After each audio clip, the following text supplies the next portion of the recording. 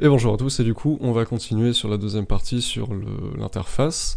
On s'était arrêté au moment où, donc quand on fait play, on active l'interface, donc un main menu widget, on donne le focus sur la UI pour ne pas pouvoir altérer la scène 3D, donc on a vraiment le contrôle direct sur l'interface, ce qui est plutôt utile pour un menu principal.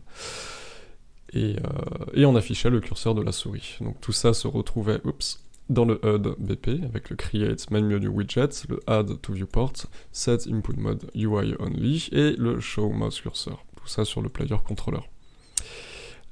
Tout ça, ça se retrouvait du coup dans le Main Menu Widget. Donc je l'ai un petit peu simplifié parce que là, ce qu'on va essayer de faire, et le but du coup de la vidéo, ça va être de faire de manière procédurale un menu qui va permettre de sélectionner différents time of day, et quand on appuie sur les boutons, donc de jouer des animations à chaque fois, des petits trucs sympas, et en appuyant sur ces boutons, de lancer une interaction, mais sur le game cette fois-ci, et là ce sera changer la lumière du ciel. Tout ça de manière animée, fluide, tout ça. Donc voilà mon menu principal pour le moment, donc c'est juste des boutons avec du texte. Le but ça va être de construire procéduralement ce texte, pour pouvoir rajouter à la volée, je sais pas, des différents lightning scénarios. Et voilà. Donc ça c'est le début de ma structure. Ce qu'on peut faire à partir de là, c'est de se dire, ok, comment je peux déconstruire du coup ce menu en plusieurs sous-éléments, ce qui va permettre justement de simplifier vachement à la fois la maintenance du système, et en même temps, bah, si on veut rajouter des options, si on veut étendre un petit peu ce menu au gré des envies. Et là je me dis, ok, bah j'ai 4 fois le bouton de base, d'Unreal, qui est là, avec un texte à chaque fois dedans. On s'est dit, ouais, est-ce que j'aurais pas intérêt en fait à faire un widget qui définit un skin très particulier de mon bouton, le visuel de mon bouton, avec le texte dedans, rendre tout ça paramétrable, et plutôt que d'utiliser du coup ce bouton avec un texte dedans, d'utiliser ce widget dans mon widget. C'est exactement ce qu'on va faire. Donc on va laisser ça de côté pour le moment. Ce qu'on va faire, c'est un petit clic droit User Interface Widget Blueprints pour créer du coup un button widget. Et ce qu'on va faire là-dedans, du coup, c'est vraiment quelque chose qui va pas s'afficher à tout l'écran, mais qui va uniquement concerner du coup mon bouton. Donc la première chose que je peux faire, c'est regarder un petit peu le fill screen qui est en haut à droite. Parce que pour un menu principal, oui, on a plutôt intérêt à dire ok, bah, je veux afficher tout par rapport à mon écran. Là, mon bouton, il va avoir une taille qui va dépendre soit de son parent, de son container, un horizontal box ou ce genre de choses, soit du texte qu'il contient. Mais là, on n'est plus trop dans le même contexte. Et du coup, ce qu'on va faire, c'est switcher dans un premier temps sur le desired. En faisant ça, la fenêtre change légèrement, on n'a plus l'affichage de l'écran, parce que là on n'essaie plus d'afficher quelque chose par rapport à l'écran, mais on définit plutôt la taille de notre canevas en fonction de son contenu. Et pareil, en ce sens, la première chose que je vais faire, c'est supprimer le canevas panel, qui là, dans ce contexte-là, ne me sert à rien. Là, je veux juste créer un bouton, un élément d'interface, et pas vraiment un menu. Et là, je vais commencer par récupérer du coup mon bouton, donc ce que je veux faire à la base, ainsi qu'un texte, que je vais parenter au bouton. Voilà. Et là, j'ai plus de points d'ancrage, j'ai plus toutes ces choses, parce que j'ai juste un bouton, donc un élément d'interface simple. Ce que je peux faire aussi, c'est en profiter pour me dire, tiens, vu que là, je suis parti pour utiliser plusieurs fois ce bouton, mais pour différents contextes, je pourrais par exemple définir un visuel un peu différent. Là, on n'avait pas trop regardé ça dans la vidéo 1, mais ce qu'on peut faire, par exemple, c'est mettre une texture d'interface. Qu'est-ce qui pourrait s'y prêter? Tiens, on va prendre ce truc-là. Ah, plutôt l'autre, en fait. Voilà. Ce truc-là. Donc là, on affiche une texture en guise d'image de bouton. C'est pas très beau. Il y a plusieurs modes. Donc il y a Box, Border et Image. Et si je mets en Image, par exemple, on peut définir du tiling. Bon, ça peut être intéressant. Mais il n'y a rien de plus intéressant que le border qui lui par contre essaie de faire tiler une texture en préservant les angles et du coup en faisant tiler à chaque fois un pixel sur la longueur et la hauteur. Et on peut définir ce point justement où il va commencer à tiler la texture en changeant le margin left, top, right, bottom. Donc là, vu que j'ai une texture par exemple carrée qui devrait tiler vers le centre, à la moitié, donc mon merging, ça devrait plutôt être 0.5. C'est entre 0 et 1. Et en faisant ça, du coup, j'ai les angles préservés et un remplissage qui se tile. Et je peux toujours changer un peu la teinte si j'ai envie. Alors, on va mettre un truc comme ça fait un petit peu 8 bits. Hop. On peut évidemment mettre des shaders, mais ça, pareil, j'y reviendrai plus tard dans une utilisation un peu plus avancée. Le texte, pareil, je pourrais changer la fonte, ce genre de choses. On va changer un peu la taille, on va le mettre en 18. Voilà, on va le centrer, ça c'est fait. Très bien. Et là, je me dis que le texte, au final, il sera un petit peu procédural. Il va dépendre de certaines choses. Ça, j'y reviendrai un petit peu après aussi. En option sympa, on pourra lui mettre un contour. Juste un contour de 1, c'est largement suffisant. Le désopacifie en changeant l'alpha. Voilà. Donc, tout ça, c'est dans le Outline Settings, Size et Color. Voilà. Et la première chose qui va m'intéresser maintenant, c'est de me dire, ok, très bien, j'ai un bout de design de bouton. Maintenant, je pourrais remplacer du coup dans mon main menu widgets mes boutons moches de Unreal avec mes boutons clinquants des années 80. Donc si je supprime mes boutons, je vais garder mon vertical box pour le moment. Et si je vais dans User Created, dans la palette, je vois que mon button widget a été rajouté. Ce qui veut dire que maintenant, je peux utiliser n'importe quel widget comme un widget normal. Et en faisant ça, du coup, je peux dupliquer, copier-coller plusieurs fois mon bouton. Voilà. Alors je sais pas si c'était la meilleure des textures, ça va commencer à piquer un peu les yeux. Ce que je pourrais faire pour ajouter un petit peu d'espacement dans mes différents éléments, c'est sélectionner mon vertical box, et ce n'est pas ici. Non, alors je vais plutôt aller dans mon button widgets, aller dans le button ici. Hop. Et ce n'est pas ici non plus. C'est terrible. Ok, je voulais rajouter un offset. Et c'est pas grave, on rajoutera ça dans un autre contexte. Mais choisissez une texture un peu plus sympathique, parce que la mienne pique un peu les yeux. Très bien. Et là, ce qu'on se dit, c'est ok, c'est cool, on peut rajouter des éléments, donc je peux toujours le resizer, comme je veux, comme un bouton normal. Par contre, maintenant, ce que j'aimerais, c'est éditer le texte. Et en gros, ce qu'on est en train de dire, c'est on prépare un peu une création procédurale de menu, entre guillemets. Donc je vais retourner dans mon button widget ici, et là ce que j'aimerais dire, c'est commencer à pouvoir exposer certaines choses, certains paramètres, pouvoir éditer le texte de mon bouton, par exemple. Parce que là, j'ai un component texte, mais le texte, il est ici, il est écrit en dur. Pour ça, il y a plusieurs manières de faire. La première, la plus tentante, ce serait de passer dans la partie graph et d'utiliser la partie construct. Donc ça nous dit, quand on regarde le type Unreal, que c'est au moment où l'élément d'interface se crée, cet événement est appelé. Donc, concrètement, ça correspond plus ou moins à l'équivalent d'un begin play. C'est à la construction de mon actor, là c'est la construction de mon interface. Et on pourrait du coup utiliser le construct pour dire ok set le texte de mon élément, etc. etc. Donc ce qu'on a envie de faire, c'est une méthode un peu plus clean, où je vais prendre mon texte ici. Et si on regarde un petit peu dans les parties de detail, à chaque fois on a des certaines propriétés avec un bind d'affiché.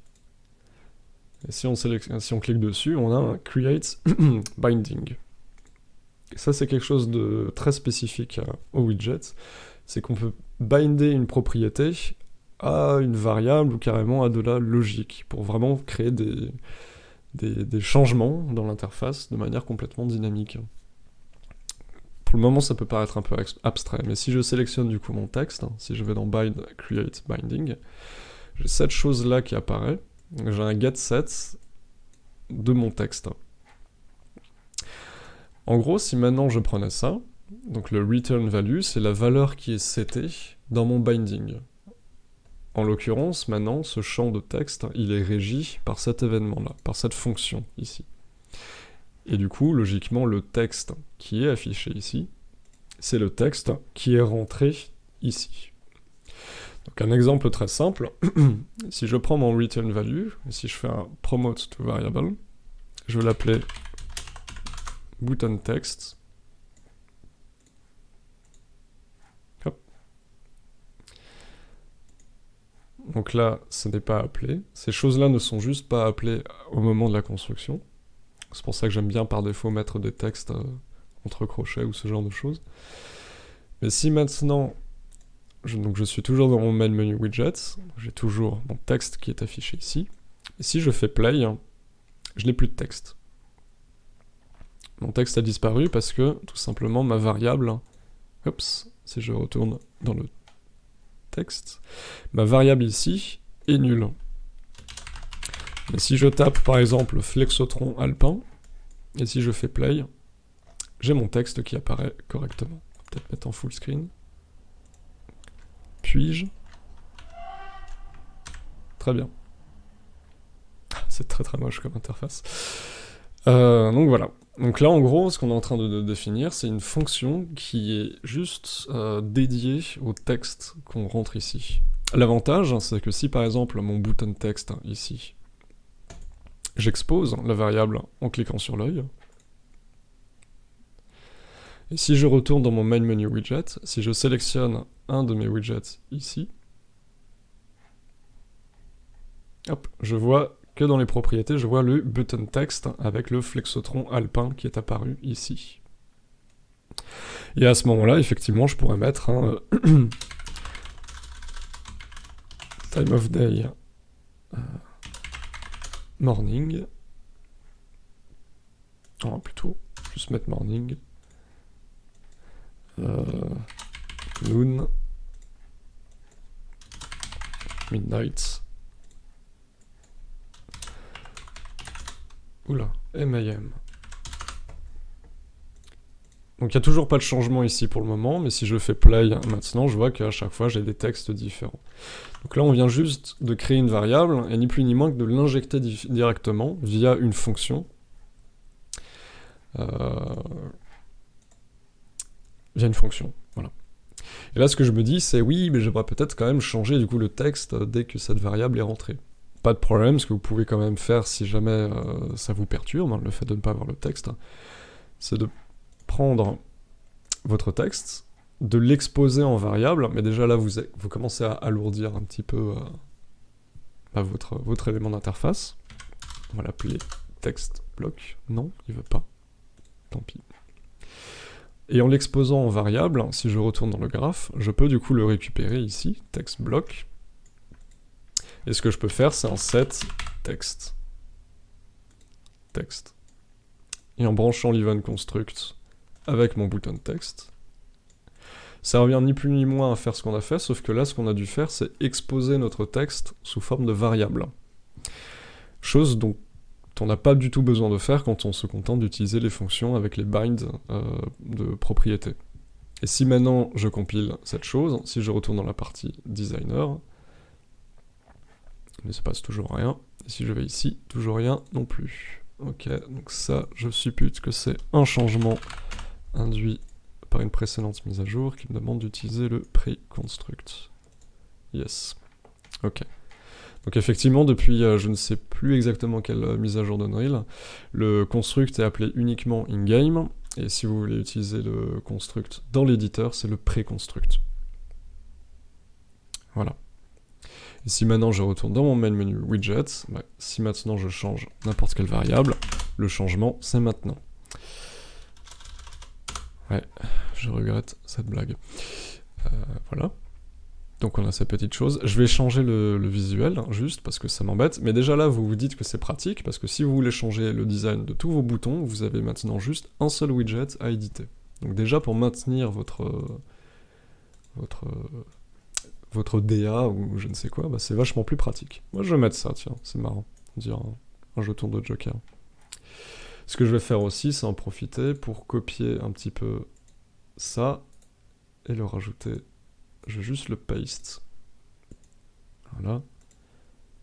En hovered. Pressed.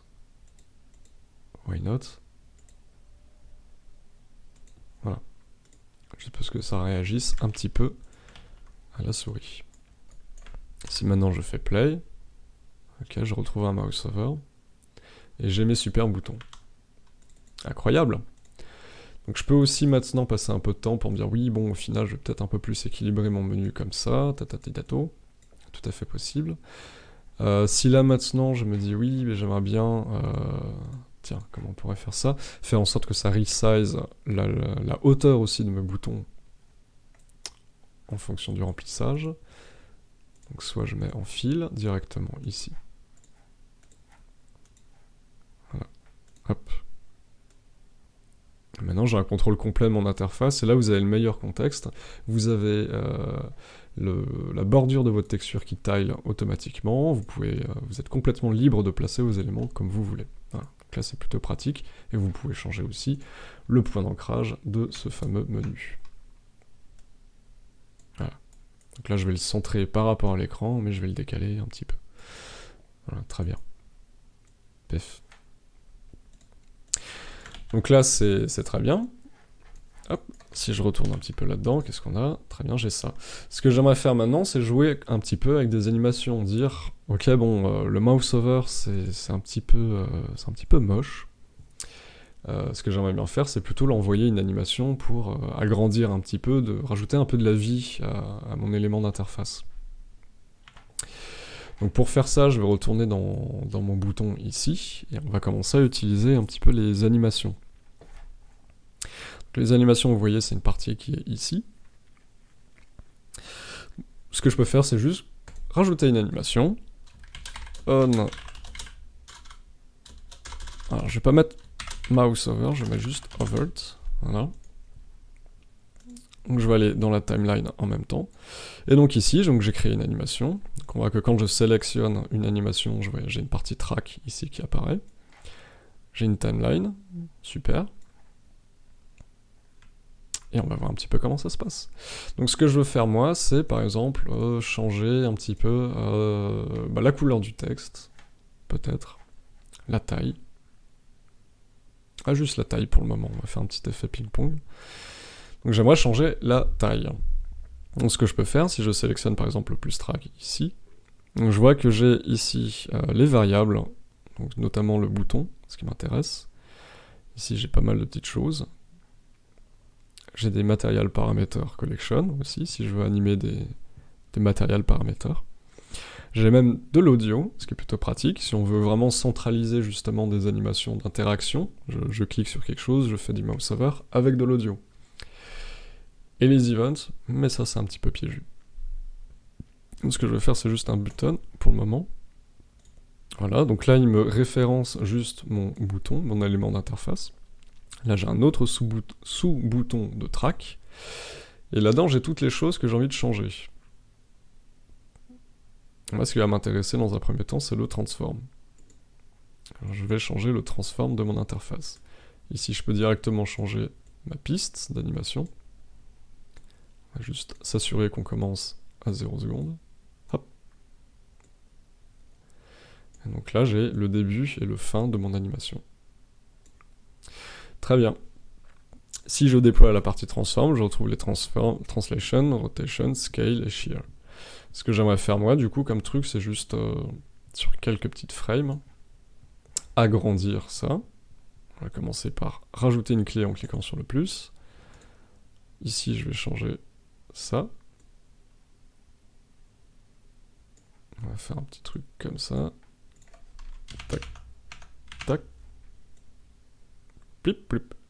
Peut-être un peu too much. On va quand même le laisser un peu plus grand quand on sélectionne. On va le mettre à 1.2. En appuyant sur Space, on peut jouer l'animation. Hop. On va peut-être un tout petit peu exagérer le mouse over avec un shear, par exemple. Vraiment très très très léger. Vous pouvez faire CTRL molette pour zoomer. La molette pour monter. Et le Shift pour panner. avec la molette à chaque fois pour naviguer. Là, j'aimerais rajouter des clés d'animation un peu plus subtiles, mais on a un snapping qui est activé par défaut, ce qui est super pratique. Mais là, pour rajouter un peu de bruit dans mon animation, je vais plutôt l'enlever.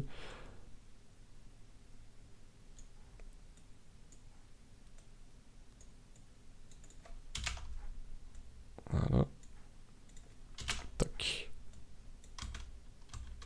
C'est peut-être un petit peu too much, mais vous voyez l'idée. Et avec ça, du coup, je peux animer quelque chose. Hop. Et donc je vais cutter l'animation dès que j'en ai plus besoin. Mince. Voilà. Hop. Reviens là. Reviens là. Voilà. Donc dès que c'est terminé, pouf, je kill l'animation.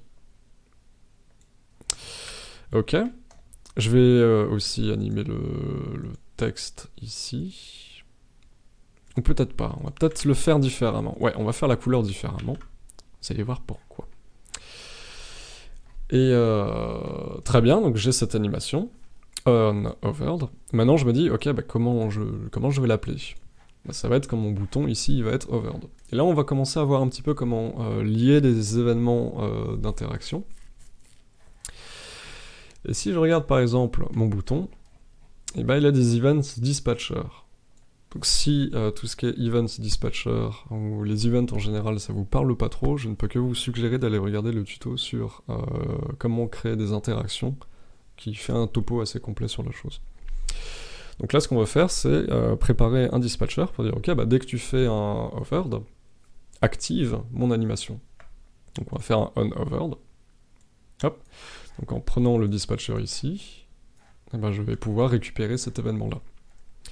Et là, ce que je vais faire, c'est prendre le bouton. Attendez, j'ai un doute. Play animation, pardon, c'était ça. Et on va faire un play animation forward. Et in animation, normalement, c'est on get on hovered. Donc le nom de votre animation. Il n'est pas exposé, il me semble pas qu'il apparaisse dans un quelconque menu. Si, animation, pardon, autant pour moi. Donc il apparaît ici. Donc quand vous créez une animation, vous créez une variable widget animation. Et du coup, en utilisant le play animation forward, vous allez jouer cette animation. Pourquoi le play animation forward? Parce qu'au unhovered, donc quand on ne survole plus le widget, là on jouera l'animation dans le sens inverse, pour rétrécir l'image. Le bouton, pardon. Donc on va faire ça ici. Et du coup, logiquement, je vais revenir sur mon bouton là, je vais faire un unhovered. Et ici, je vais reprendre mon animation, sauf que là, je vais faire un play animation reverse pour aller jouer l'animation à l'envers. Et si maintenant je joue, donc on voit que quand je fais un on-hover, il joue mon animation. Quand j'enlève la souris, il ne joue plus l'animation. L'avantage de penser le système comme ça, c'est que là, vous vous imaginez que votre animation est contenue dans chacun de vos boutons, techniquement. La logique on-hover et unhovered, pardon, elle est contenue dans chacun de ces boutons. Donc votre menu, il est imbuggable. Je peux faire n'importe quoi avec ma souris, toutes les animations se jouent à chaque fois correctement. C'est aussi pour ça que c'est la manière la plus clean de décimer votre interface en sous-objets, c'est que ça vous permet d'être vraiment béton au niveau du fonctionnement de cette dernière. Très bien. Et donc là, maintenant, la chose qui va manquer, c'est de dire, ok, quand je clique sur un de ces boutons, fait un impact sur le jeu, change la light de mon jeu, de mon environnement. Et là, on va commencer à aller un petit peu dans comment récupérer de manière procédurale des choses. C'est un mot un peu valise, hein, procédural, pour moi c'est juste... pour moi procédural, ça veut dire que c'est une procédure qui définit quelque chose. C'est pas nécessairement générer des planètes à la No Man's Sky. Voilà. Désolé si des rêves sont brisés. Voilà. Donc ce que j'aimerais faire, c'est de me dire, ok, bah, quand j'appuie sur mon bouton, la lumière de mon world change. Comment faire ça? comment faire en sorte que chacun de mes boutons contienne quelque chose, une couleur par exemple, et que moi je puisse récupérer cette couleur quand je clique, et que je puisse aussi faire quelque chose en réponse à ça dans le world. Aucun problème. Si on rajoutait par exemple une variable dans notre bouton ici, que je vais appeler light world light color. Je sais plus si c'est une linear color, j'espère pas. Voilà, je pense que c'est juste une color que je vais exposer dans le world aussi. Voilà, techniquement, depuis mon menu, je peux aussi maintenant, outre le texte, changer aussi le world light color. Et si maintenant je vais rajouter quelque chose à ce niveau-ci de mon menu principal, pour dire, écoute, quand je clique sur un bouton, fais quelque chose, quel que soit le bouton qui a été cliqué, et va récupérer sa variable world light color pour la transférer à ailleurs. Ben, je pourrais tout à fait faire ça. La seule chose, c'est qu'il va falloir nous préparer quelque chose de sympathique, parce que si je regarde mon button widget, j'ai pas d'event dispatcher, j'ai rien pour transférer des variables. Donc ce que je vais faire, c'est évidemment un event dispatcher au niveau de mon button widget. Donc si je vais sur mon bouton ici, si je clique sur le onClicked, on va créer un event dispatcher, et là en gros on est en train de dire, bah, quand je vais cliquer sur le bouton, envoie un dispatcher qui va rapatrier le world light color, et comme ça je vais pouvoir le récupérer en amont depuis mon main menu. Et là vous allez commencer à faire la navigation et du transfert de données entre plein de boutons et d'éléments d'interface, mais c'est passionnant, je vous assure. Donc on va appeler onMoodButtonClicked, voilà, hop. Donc il y a des default values, il y a des machins. En input, on va lui rajouter un color. World mood color. Je vais prendre mon dispatcher, je fais un call ici. Donc on a cette petite enveloppe qui apparaît. Donc là, ça nous dit, ah, j'envoie une enveloppe et quelqu'un d'autre va la récupérer, en gros. Ma world mood color, ça va être le world light color qu'on a ici. Oups. C'est bleu. Et c'est tout en fait. Par contre, si je reviens maintenant dans mon main menu widget, bah, je vois que j'ai exactement affiché de la même manière que le on hovered, etc. Je vois que j'ai le on mood button clicked avec un plus dessus.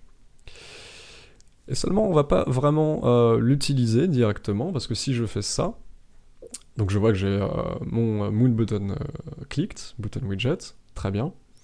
Mais c'est pas très pratique, parce que techniquement, ça veut dire qu'il faudrait que je fasse 4 fois cette chose pour la même chose au final. Et c'est là où le procédural va venir en ligne de compte, c'est est-ce que je pourrais pas binder procéduralement tous ces events une seule fois? Bien sûr que si. Si je passe par exemple par le construct, à la construction de mon interface, eh bien à ce moment-là, je vais binder tous mes événements. Alors pour que ce soit plus clair, ce qu'on va faire c'est juste un make array, donc on va créer un array de ces différents boutons.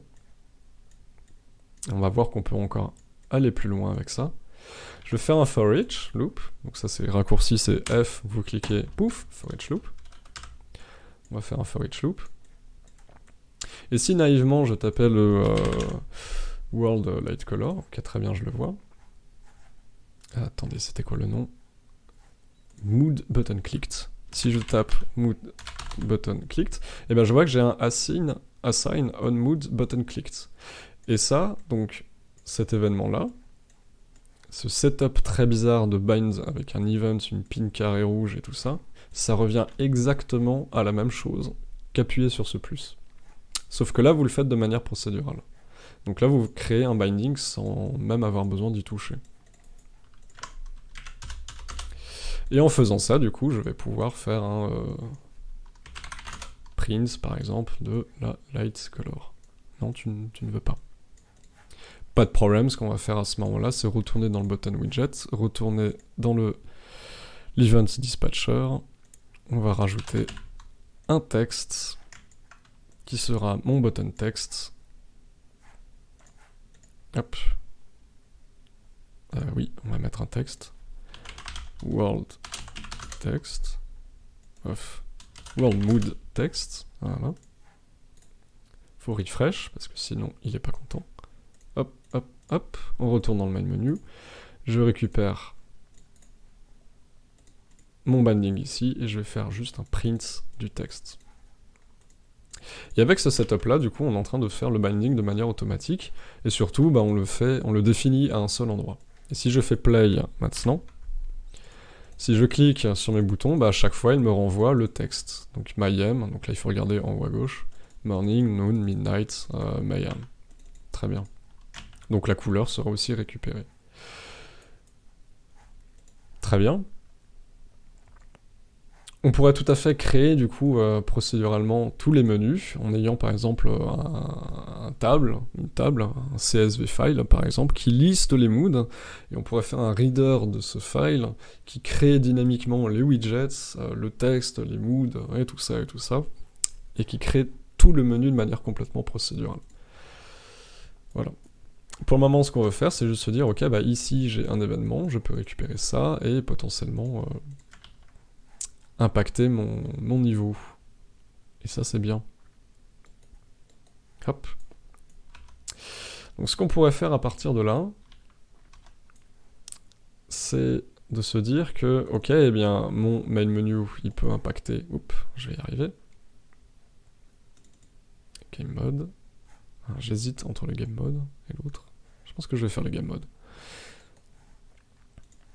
Donc on a notre interface, on récupère le mood, et maintenant ce qu'il faut faire, c'est faire le changement, justement, sur l'interface, directement.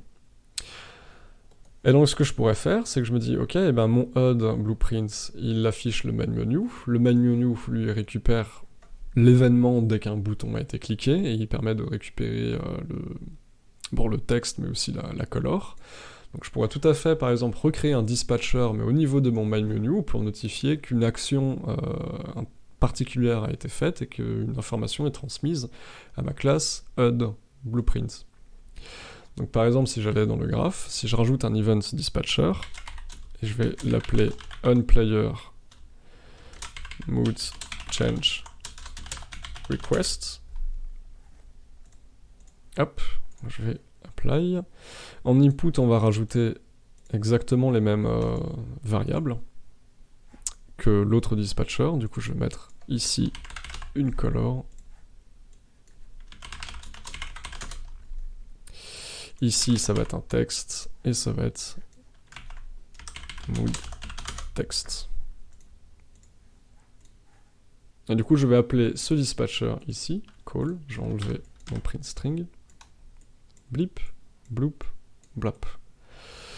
Ça peut paraître bizarre, mais en même temps, non, pas du tout, c'est tout à fait logique. On a plusieurs menus, on a plusieurs boutons, pardon, on bind pour chacun d'eux un event en particulier, et à chaque fois qu'un de ces events est triggered, on va appeler un autre dispatcher, mais qui lui est pas au niveau du bouton, mais au niveau de mon main menu. Et ce que je peux faire maintenant, c'est retourner dans mon HUD Blueprint, et vu que je crée le main menu à cet endroit, je pourrais tout à fait faire un assign onPlayer mood change request. Et à ce moment-là, j'ai une classe Blueprint, donc je suis complètement sorti de mon interface à ce stade, mais je récupère toutes les informations de l'interface, mais à un autre niveau, au niveau de mon mood. Et si maintenant je remettais mon print ici, mood text, hop, on va le mettre en jaune, tiens.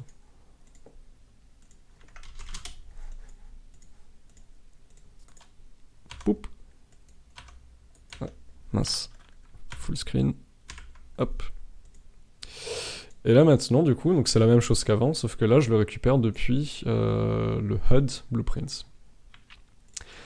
Et là, ce qui va être intéressant, c'est que si je veux commencer à mettre de la logique, bah, je peux le faire ici. Donc encore une fois, l'avantage de ce contexte-ci, c'est qu'il se passe côté client, mais je pourrais tout à fait le récupérer, enfin, rajouter un autre dispatcher pour faire de la logique sur le game mode, ou sur le game state. Bon, rarement un des autres, ça n'aurait pas trop de sens. Là, ce qu'on a envie, c'est de changer un peu l'état du world. Je pourrais le faire dans le game state, par exemple, ou quelque chose comme ça.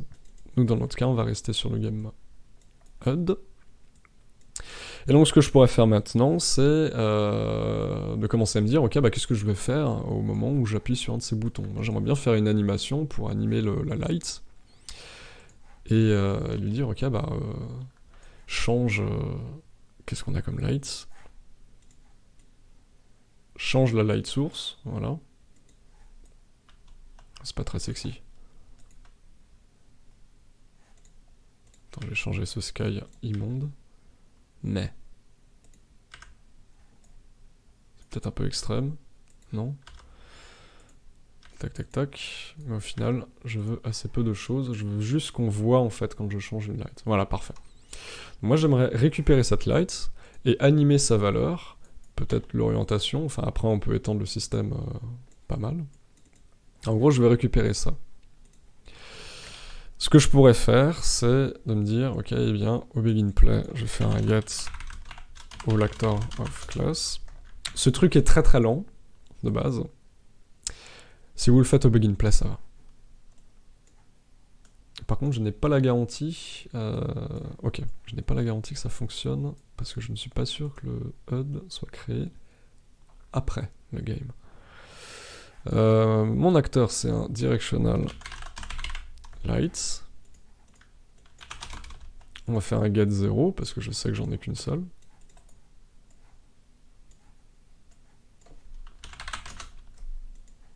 Juste faire un print pour être sûr que je récupère bien une light. Light source, parfait. Donc ici, je récupère ma light. Donc je vais promoter ça dans une variable. World lights. Hop. Et du coup, en faisant ça, je me dis, ok, bah là, déjà, je peux préparer mon animation. Et du coup, quand j'appuie sur un bouton, je vais changer directement les propriétés de cette light. Donc ce que je vais faire, c'est... je pars du principe que mon animation va se jouer sur une timeline, par exemple. Donc la timeline, encore une fois, c'est un component bien pratique qui permet de gérer une animation de plein d'éléments possibles différents et de blender tout ça.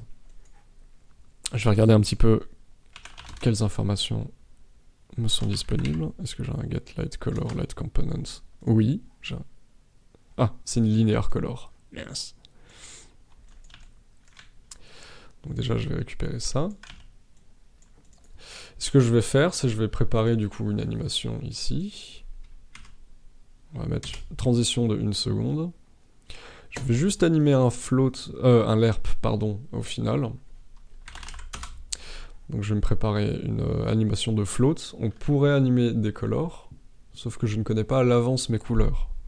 Mais j'ai envie d'être capable de, si je spam le bouton pour changer de mood, j'ai pas de cassure au niveau de mes couleurs. J'ai un truc clean. Donc je vais faire une animation d'un float en 1 seconde.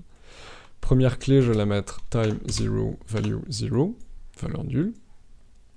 Time 1, parce que j'ai une animation de 1 seconde, et value 1. Parce que j'ai un lerp entre 0 et 1. Je vais faire un clic droit sur les clés et faire des petites courbes sympathiques. Voilà. Et ce que je vais faire, c'est, je lui dis, ok, bah quand je vais appuyer sur un bouton, je vais stocker dans une variable la world color, donc vers quel mood j'ai envie d'aller. Donc target mood. Et surtout, ce que je veux faire, c'est dans le cas où, vu que je vais blender deux couleurs entre elles, eh ben, je vais aussi récupérer la couleur actuelle de la light.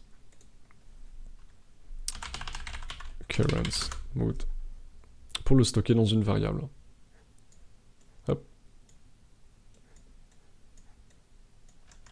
On va mettre ça avant. Tac. Donc là, c'est le light components, get light color. Ça, je m'en fous maintenant. Et du coup, ce que je vais faire maintenant, c'est un play from start de ma timeline. Hop. Hop. Ah, je ne peux pas l'RP.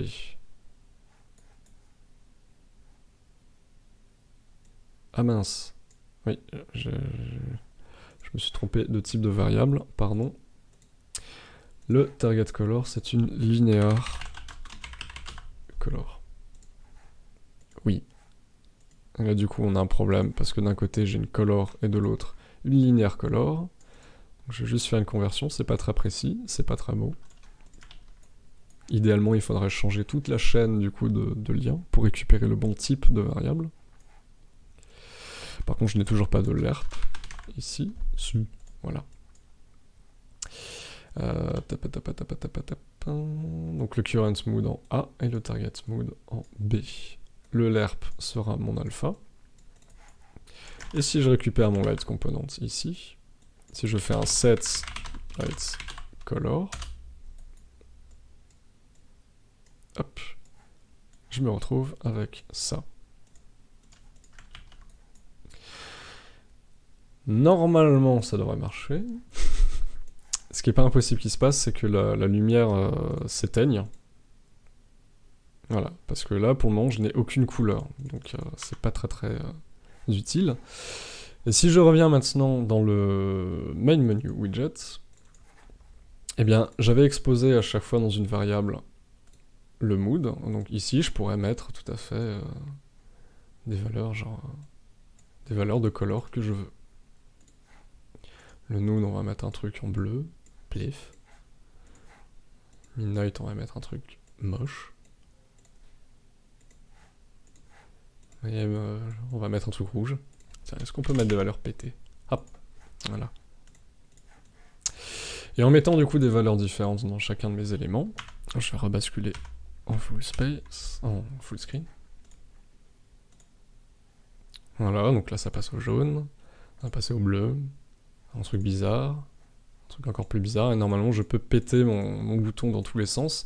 Mon animation ne fait pas de saut, vu qu'à chaque fois que je kick l'animation, à chaque fois que j'appuie sur un bouton, bah, il rejoue la timeline, hein, mais à chaque fois en prenant en compte la couleur actuelle de la light. Donc avec ça, il n'y a aucun risque de casser votre menu. Et ça, c'est beau.